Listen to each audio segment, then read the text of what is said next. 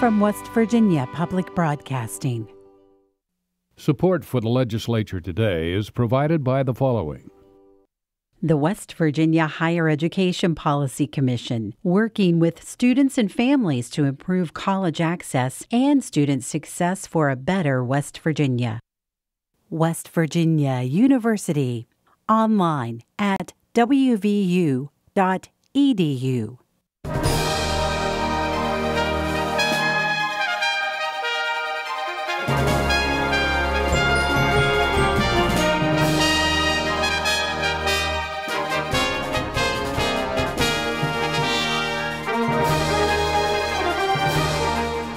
Good evening, I'm Andrea Lanham, and this is the Legislature Today from the Capitol building in Charleston.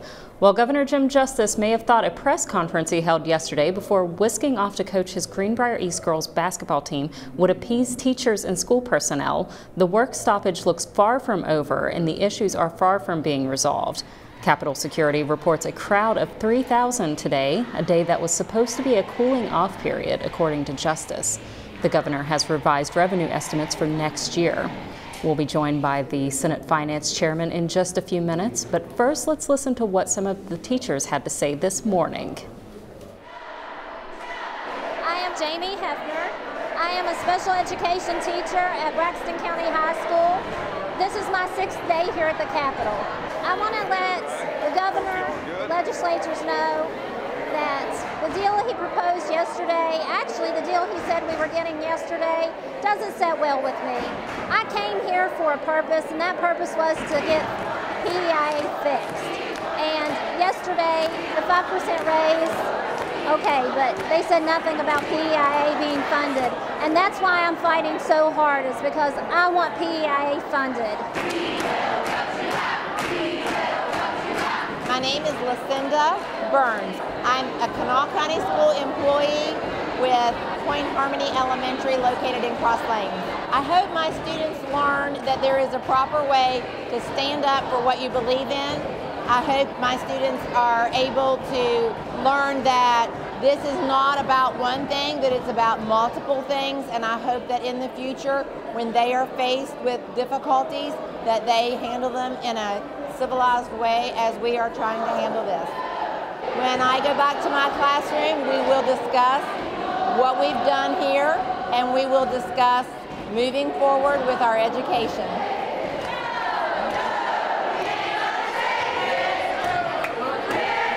Joining us now is Senator Craig Blair, Chairman of the Senate Finance Committee.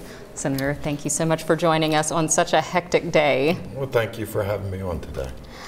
Well, it was pretty clear talking to so many lawmakers last night and this morning that everyone was caught off guard with what the governor said last night. He's found more than $50 million, he said. He mentioned anticipated economic growth, such as the road bond referendum passed last year and the federal tax cuts that just passed. There's policy and then there's the politics behind this. So we'd like you to talk about both. But first, it's a little surprising that no one in the Republican Party, leadership or otherwise, seemed to know what was coming last night. Well, that's not uncommon, apparently, with the governor. He goes out and, talks to people, and here's what's going on, then he changes on a dime. Sometimes that can be a good thing, sometimes that can be bad. In the legislative process, though, here we are, what's today, day 11 or 12 that's left. Actually, we've got 10 days left because this is crossover day. And with that said, making changes like this late in the game is dangerous. It's dangerous in the legislative process as well. Now, the House is considering that 5% pay raise right now. But on the Senate side, we're going to be more deliberative about what we do with that. First of all, we're hearing from the teachers a lot that they're more concerned about the PEIA, and we are as well. Even though the PEIA is a great health care plan, and compared to the private sector, we're getting more bang for the buck. There are efficiencies that can be had in that, and we're looking at taken instead, since the governor's increased the revenue estimates, I think it was $57 million. It actually makes getting the budget out a little bit easier from that standpoint. But if we dedicated that money towards the PEIA, and PEIA, let's keep in mind that it is fully funded here for the next 17 months. But we also realize that there's changes that need to be made. I actually made a comment on the floor of yesterday, and it was the Senator Beach from Monongalia County had came to me and had showed me where the Department of Defense is working on a card, and almost all of us are aware of when we went to the doctor and they do a blood test or an x-ray or something like that, then you get sent to the next doctor and they do that same duplication. Well, the gentleman that was from Marion County that is working with the Department of Defense on this actually ran the numbers, and we could save $44 million a year on PEIA alone by eliminating the duplicate test that is out there. That is tremendous. These are the type of ideas that we need to come forward in the state, and that one doesn't take legislation. I promised him, I said 2 days after the session's over, we're going to be down in the governor's office. We're going to meet with Ted Cheatham. We're going to see whether we can't move forward with this, and we think that it can come to the cost of zero cost to the state, $1 million at least, and I'll spend $1 million to save 44 in a heartbeat on that. So that's just one example of where we could go on this, but we're going to use a deliberative approach on what we're going to do with this and how we're going to handle it. And we're also going to be gauging the teachers' reactions on when the House passes out that 5%, and whether so far what we're seeing is that they're still in this building from the announcement last night till today. They're still saying, no, this is not acceptable. And PEIA is a great concern to them, and as it is to us as well. We want it fixed, and I'm one of the guys. The reason I was elected is because of workers' comp. And I realized that was a $4 billion nightmare. We are close to paying off of that debt. And now businesses are spending less, and it's coming back in the form of payroll, which is beneficial. And we have to keep this in mind. We're trying to grow the tax base in the state of West Virginia. That's the most important thing that we can do, because coming back every year fighting over a shrinking portion of the fiscal pie doesn't work. We need to get ourselves into a position to where we can pay all state employees what they deserve, where nobody's in an argument about that. We believe that they deserve more, but we also believe that the average person in West Virginia should make more money, and that's where you have competition on the workforce. See, I'm from the Eastern Panhandle, and you don't work at convenience stores there for minimum wage. There's a lot of demand on the workforce, not just within the state of West Virginia.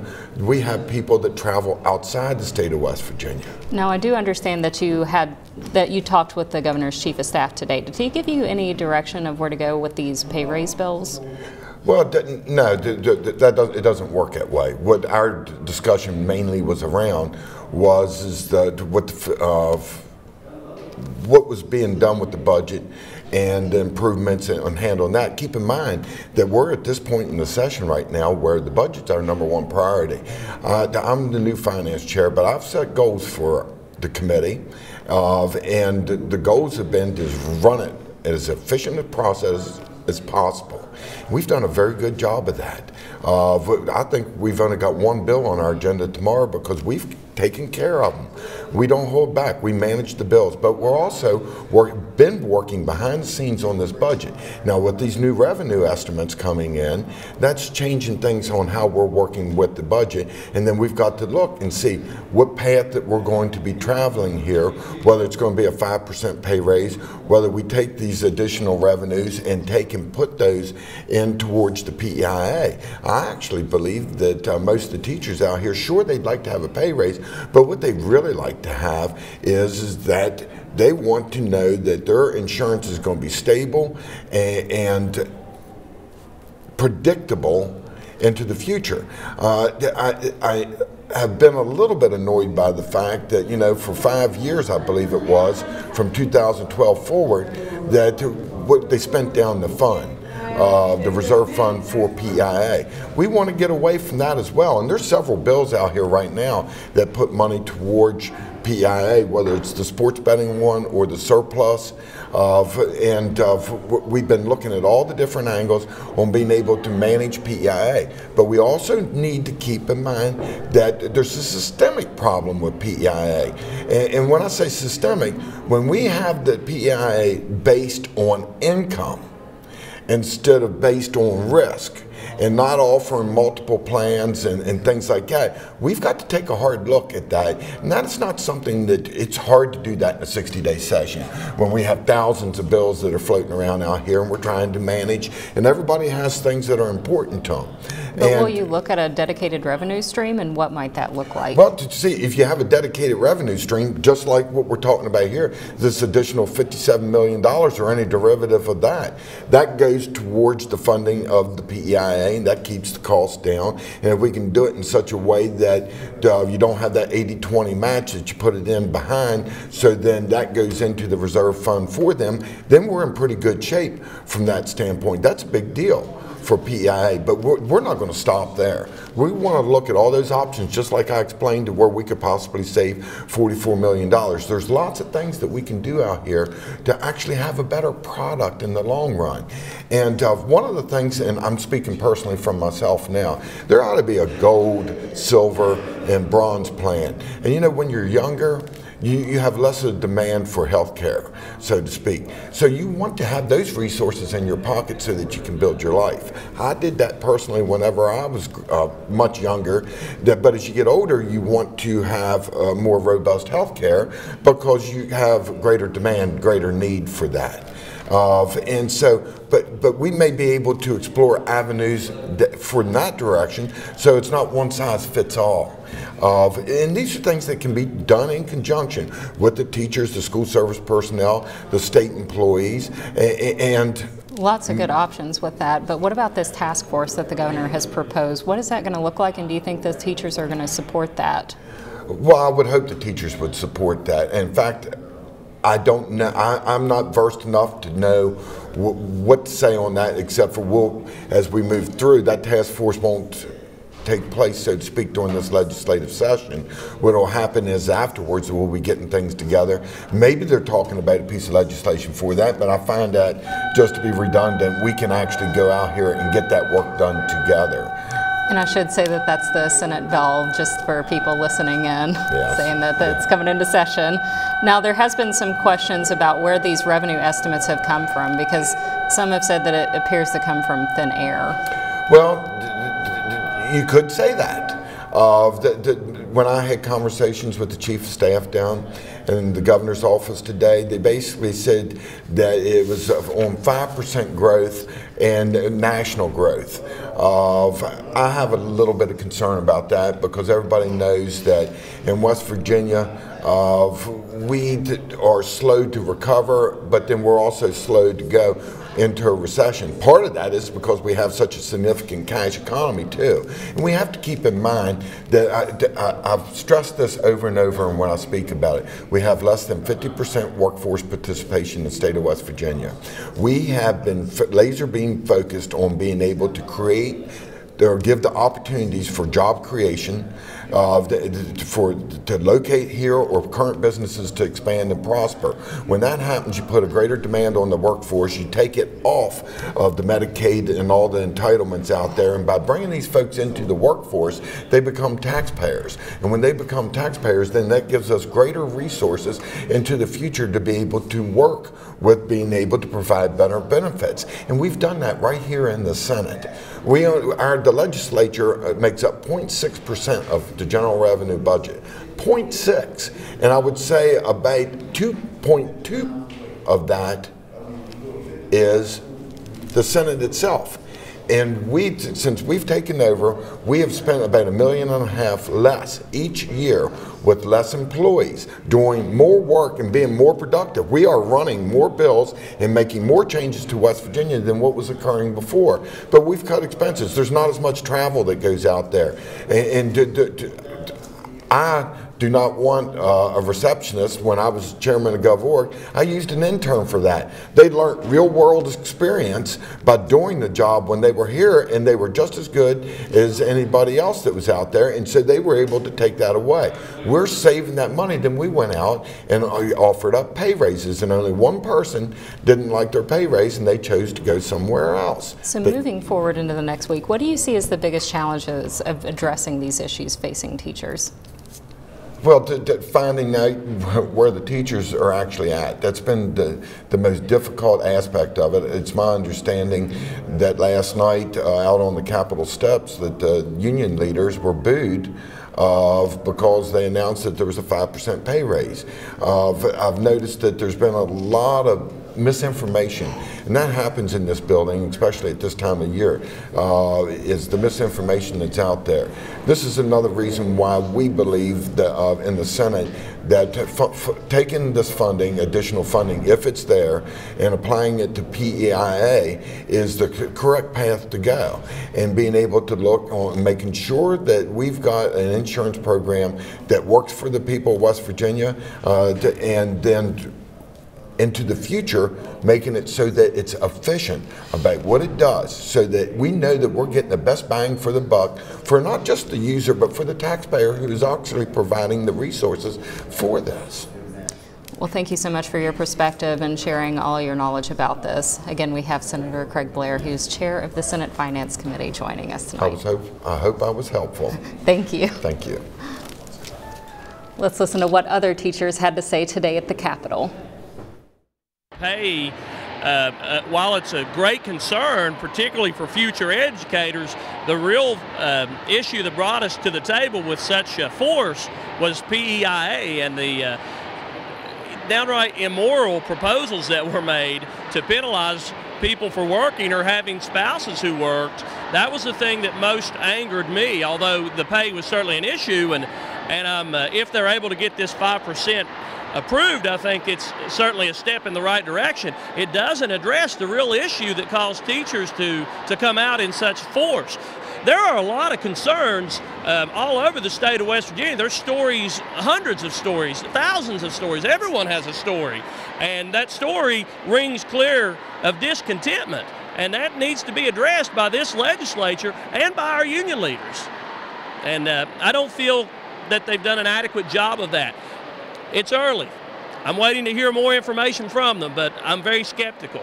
The deal, in my opinion, needed to be a cool-down period before we agreed to a deal. The deal also should have been brought to the people, the members of the association, before they made a decision. I felt like that we needed a voice in that. I don't like to do anything until the ink is dry. There is no ink, so this is not a good deal in that respect. I'm okay with the raise, but this is not about a raise. It was always about PEIA, and we do need a raise. I'm not saying we don't need a raise. We do definitely need a raise, and a 5% raise is a step in the right direction. Certainly isn't everything that we need, but I understand we can't have everything all at one time. But we do need to fix PEIA, and there is no ink on the paper. I think the leaders just jumped the gun and got nervous and got pressured into agreeing to a bill without discussing it with us. The leadership has been great. I have no problems with the leadership, but we do need to have better communication, and we needed to be able to have a voice in that decision-making process. It seems as though the House and the Senate weren't prepared for this, and they don't even have the information right now that they need to pass it. So I'm concerned that it's a lot of promises, and we really just need to see some kind of action or movement to be convinced that there's going to be any benefit that comes to any of the public service employees. I want to trust my union leaders. I think they have to have some type of plan at the moment, and I think right now if we don't try to let the legislation do something, then we look kind of greedy, and we need to listen to our union leaders, give legislation an opportunity, and we can walk out again. It was made very clear yesterday, I think, that we would walk out again if there wasn't movement and if it was just false promises. Joining us now is senior reporter Dave Mistich. Dave, once again, another chaotic day. What's the latest? Absolutely. I feel like today might be even more chaotic than yesterday. I feel like we've all been running in circles all day from one thing happening to the next, to things that we thought were happening that weren't happening, to things that we thought were happening that were happening in another place, chasing around all the key players. It's just been a really interesting day. I should start by saying that the governor just a few moments ago released an open letter to all state employees. In it, he calls for he speaks about the moratorium on the PEIA fix. It'll be 16 months. He says that finding a solution to this problem needs to be accomplished in a much, much shorter period of time. So despite the fact that we've got that freeze in 16 months, he's looking for this task force to get moving. And again, he did issue the executive order creating that task force. He says, and I'm quoting here, "A cure won't come in 30 minutes, but I can promise you this task force will begin its work immediately." So we'd heard that from the announcement last night. So that's where the latest as of right now. So. And Governor Justice has also taken a beating here recently. He had even said that last night in the press conference, and he had even issued a press release earlier today saying that he wasn't resigning. Right. I mean, there was a rumor floating about the Capitol, apparently, and the governor addressed that via tweet and then also released a statement saying that he is not resigning. And again, yeah, it's very clear that a lot of people are very dissatisfied with him. We met with Chief of Staff Mike Hall. He mentioned that the governor is not here at the Capitol today. So again, another day of a big day here at the Capitol, and the governor is again not here. So. And earlier today, as I understand, you talked to Delegate Mick Bates. Let's take a listen to what he had to say. Today was a cooling down period. Yeah, it doesn't look like it's cooling down to me. So, I'm concerned. I went from optimism to maybe we moved closer to some resolution last night to this morning, thinking that we've thrown more fuel on this fire. I talked to the chairman this morning about where are we at, and he knows as little as I do in terms of what's got. Nothing's been discussed with him. So all we're hearing is what's been reported in the media based upon the press conference that they've found some money. And that's gone into the revenue estimate, which has been raised. They're going to use that money, I think, in combination with some other elements that were in the governor's budget to be able to fund this pay increase. So, and it's been met with,